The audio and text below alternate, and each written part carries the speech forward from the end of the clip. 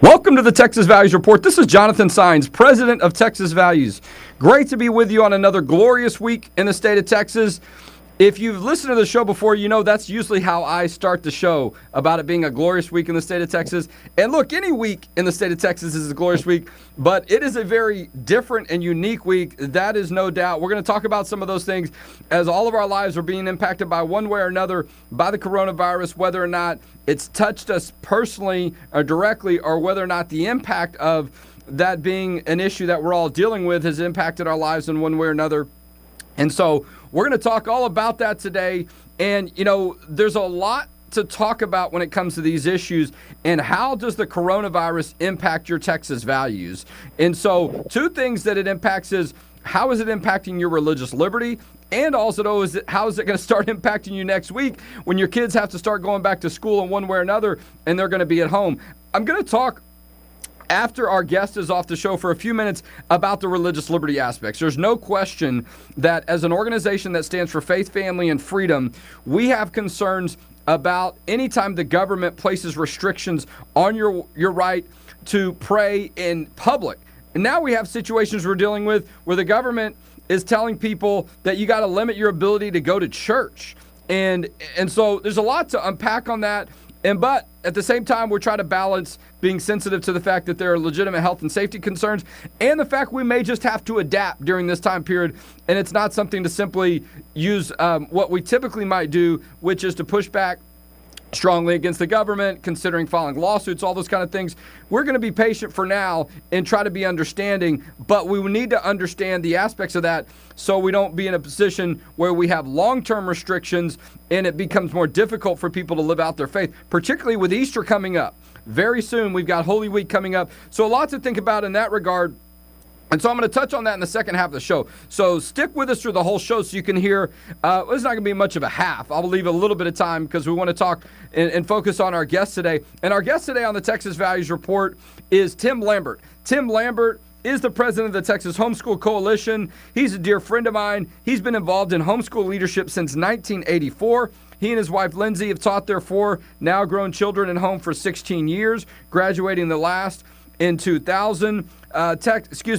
Tim is a graduate with political science from Texas Tech University. He's been very involved in conservative politics for many years. But we need to talk about all those people out there that are thinking, probably starting many Monday, man, how am I going to do this when it comes to homeschooling? Tim, welcome back to the Texas Values Report.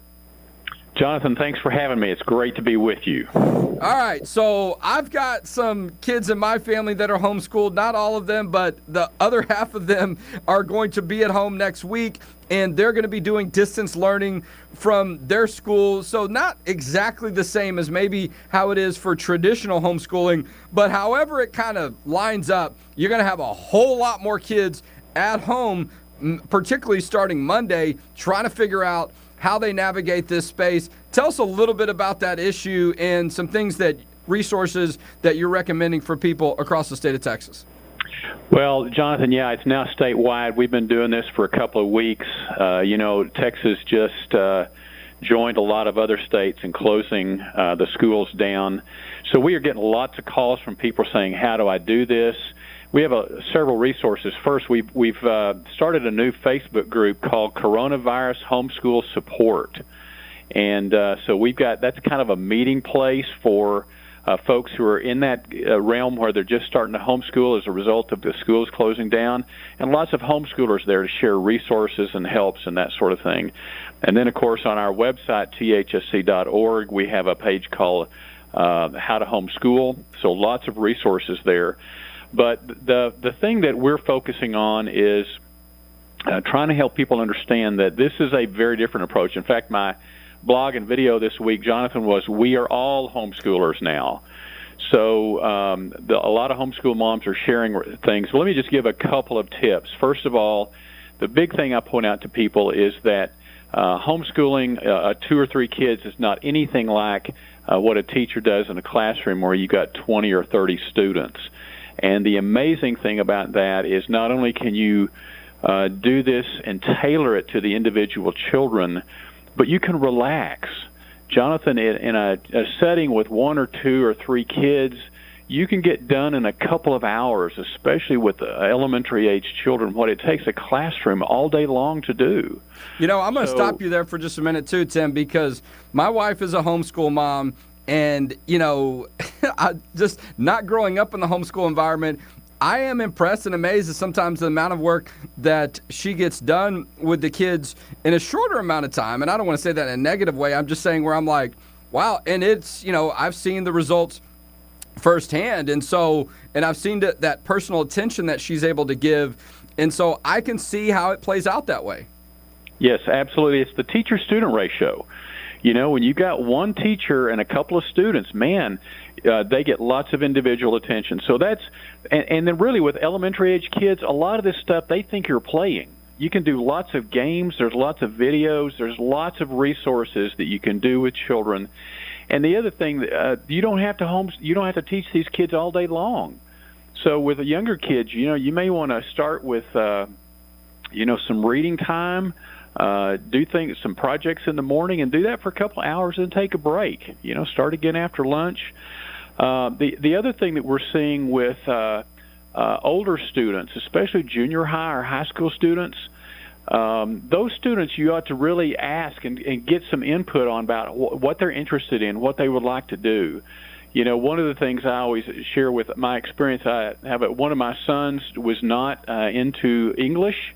Didn't like writing, and my wife actually pursued something we call delight-directed study. So this particular son really loved sports and basketball and football, and so she tasked him writing assignments related to the NBA or the NFL, and it was amazing.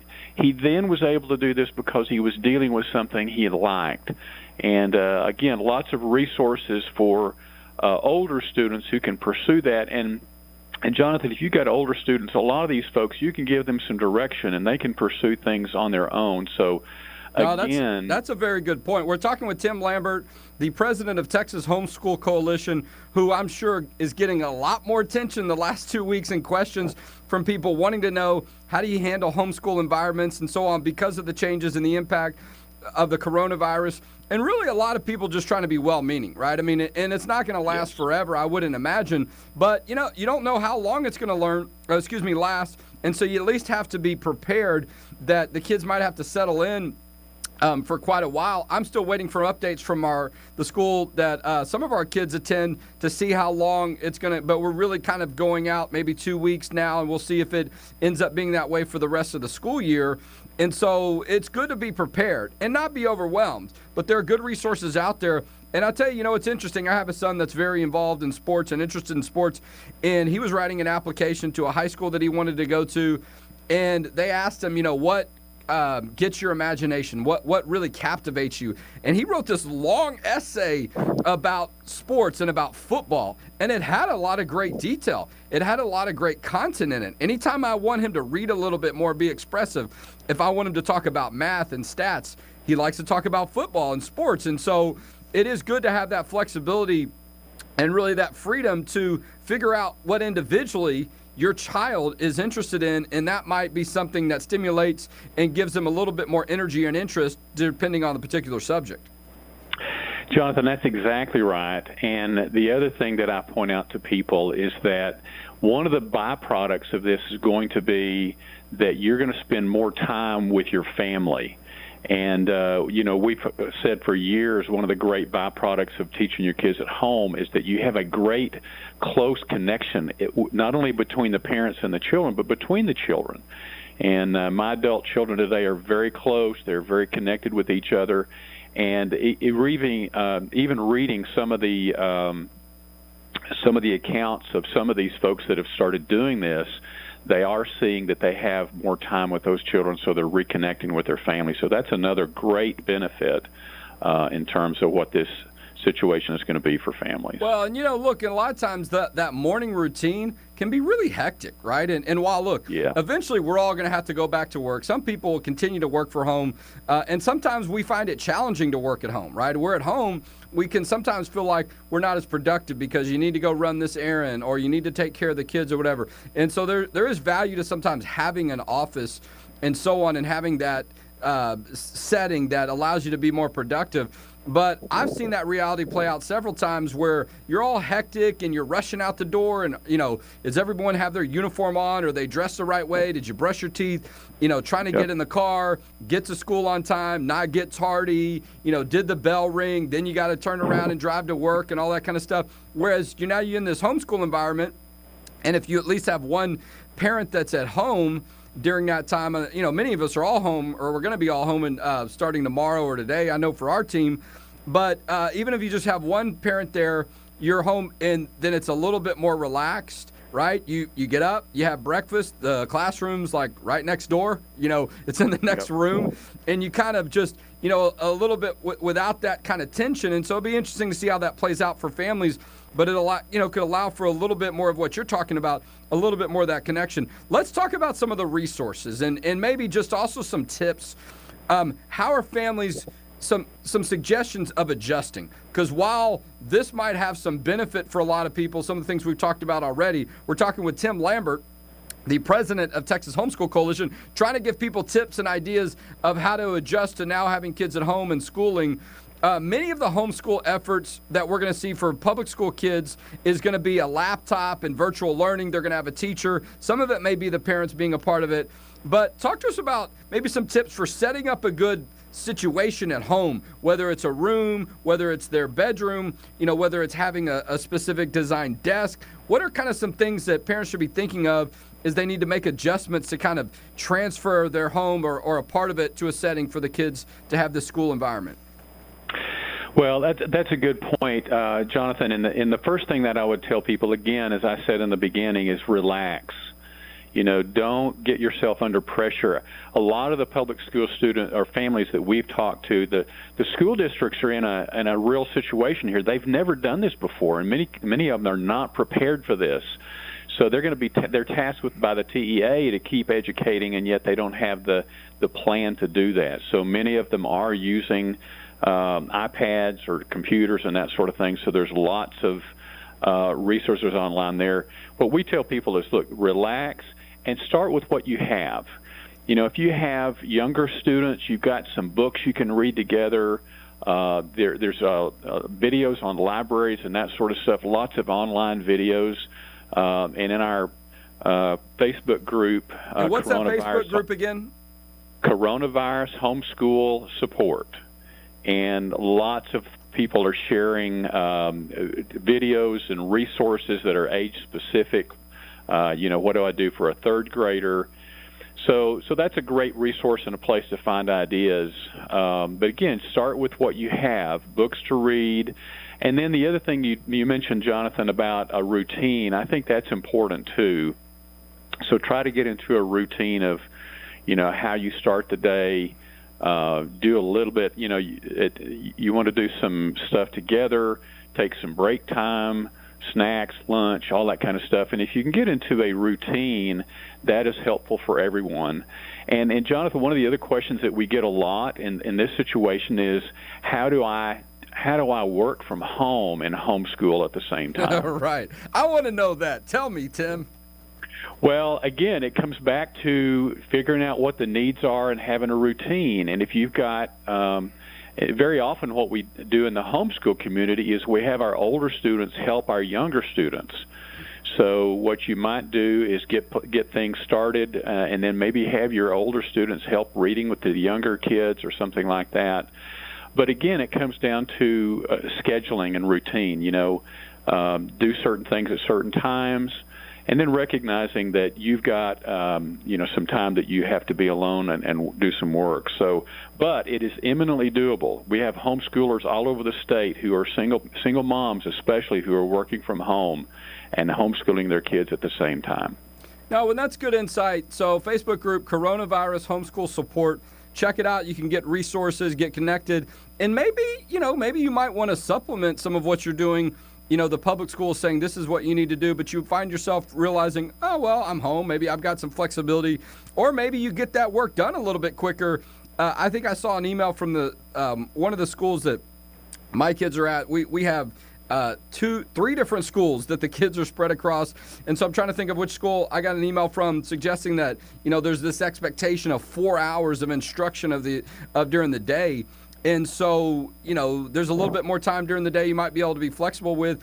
And maybe you read a book together. Maybe you have some type of activity that you do together.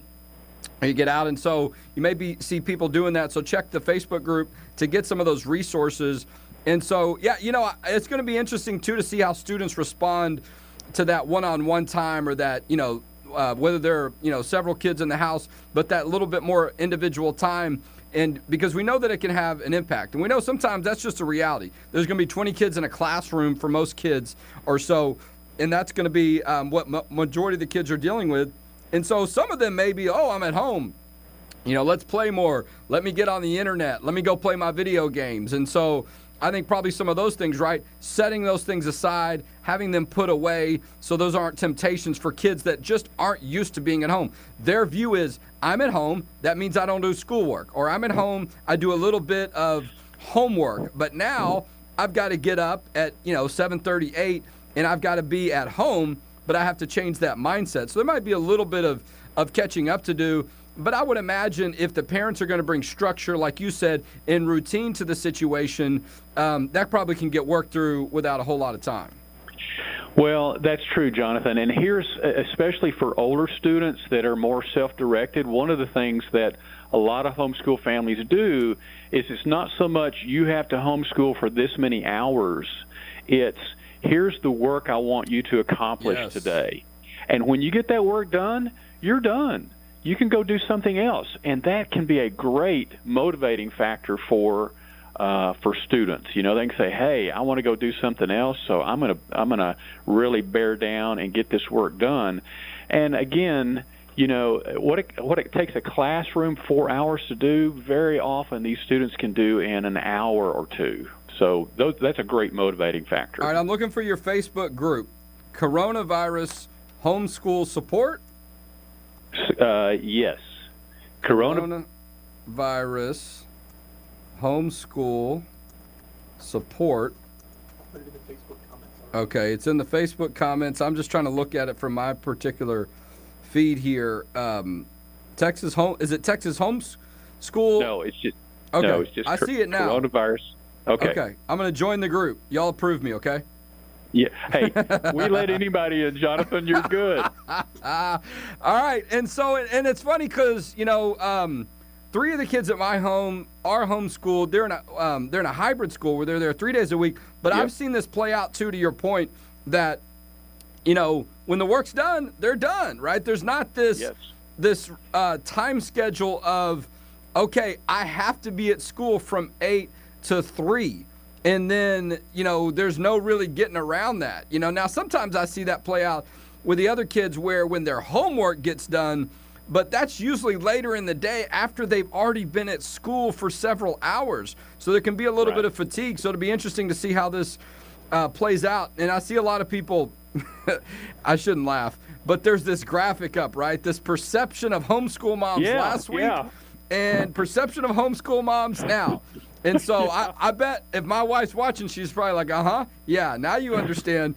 And I have a lot of appreciation. We've done work for several years on the protecting the rights of homeschool. Even though I haven't been as involved in it individually, I'm seeing it play out a little bit more over the past couple of years. But some really good stuff and a lot of good resources I see here and that I've seen play out in my home as well. But that is interesting, too, and I think that's going to be a surprise to some people. We'll see how the public schools implement this and some of the private schools, if when the work's done, can it be done, or are they going to be trying to say that, looking at the clock, we've got to have this amount of time. That's the one email I said I was received that suggested there's, at least this 4-hour time period, and I may not have read it the right way, but I think it'll still allow some flexibility, and that might give parents a lot of excitement, right? Wow. So when the kids are done, then we can do some things that maybe we enjoy a little bit more, or we've got a little bit more flexibility on. And so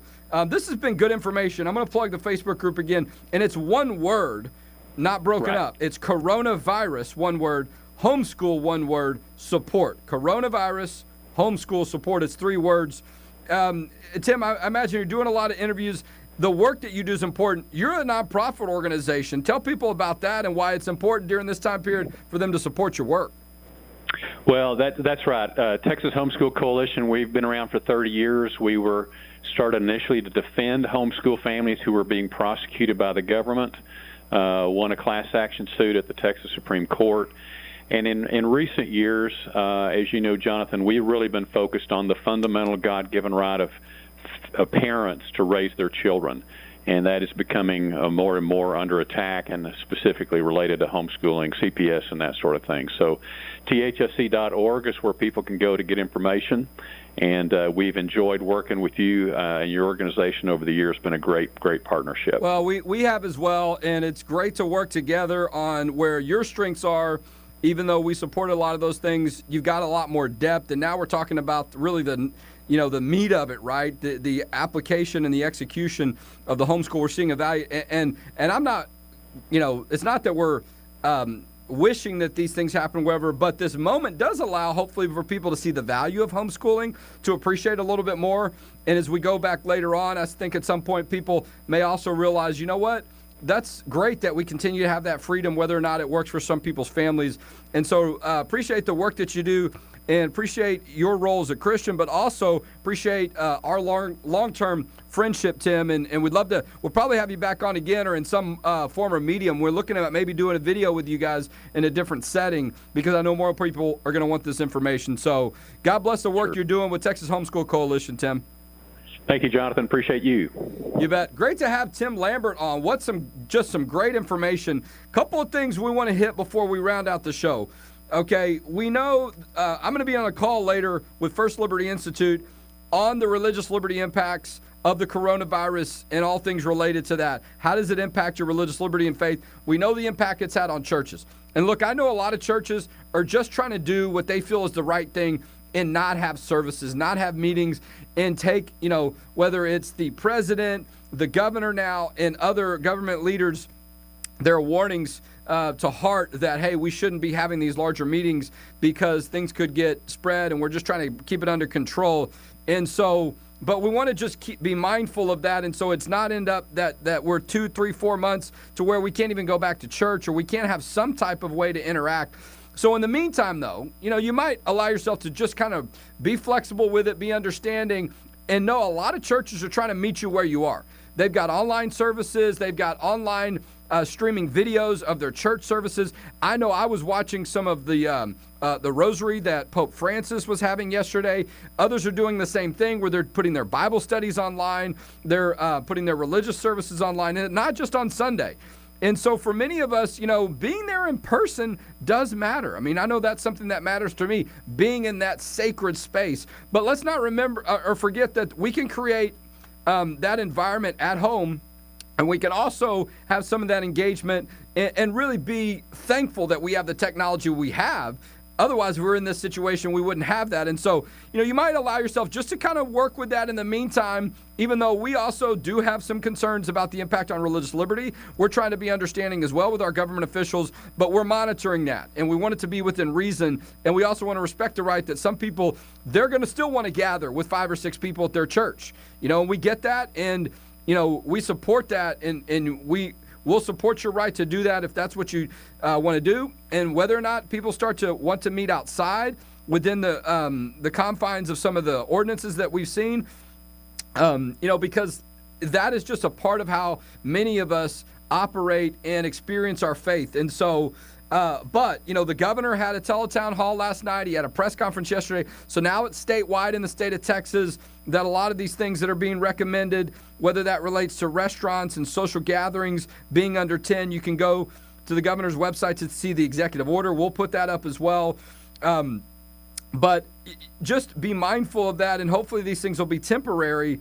But these things, the governor's ordinance or executive order did not mention, I don't believe it mentioned churches or religious services specifically, but it did have a lot of detail in there, and a lot of churches have already just kind of adapted that way, and they're not having services. So be mindful of that and make some of those adjustments. I don't want to forget, or I want to mention, we did put out a press release this week. So while the schools aren't meeting at school, school leaders and school districts are still working on getting sex education taught in public schools in Austin. We've now got the Catholic Diocese of Austin. They put out something 2 weeks ago telling all of their members that are in public schools to opt out of the Austin ISD ordinance. We put a press release out on that as well. We're happy that they're now a part of this effort publicly and a part of what we've been doing. You've got the sex ed sit out on May 19th. We'll see how that plays out, whether kids are at schools. We've also got some town halls that we're planning. We're looking at a different way to do it because of the restrictions with the coronavirus, but we're going to stay connected with you one way or another. Even though a lot of our work is going to now be from home as well or remotely, we're going to stay on top of these things because things have scaled down a little bit, but the people on the other side are still working, I imagine, to push these issues. And so stay connected with us on that. And last but not least, okay, this is going to impact us financially as well. We are a nonprofit organization. A lot of times that's one of the last things that people really expend in their budget. And so don't forget that in order for us to do the work that we're doing, to help you get connected with these resources, we hired a new person just 2 weeks ago, okay? We need your financial support. If you go to txvalues.org, make a tax-deductible donation today. We're the largest organization when it relates to faith, family, and freedom in the state of Texas. Please don't forget about us. We understand if you now got to scale back your donation, but give whatever you can, okay? Because we are not, we're going to be here with you. And look, we're going to all get through this one way or another. And we're going to be there, but we know in order to continue to have the strength of the work that we do, we need your financial support, and we're not ashamed to admit that and to ask you to give. So go to txvalues.org, make a tax-deductible donation today to help keep faith, family, and freedom protected in Texas. And we'll talk to you next week on the Texas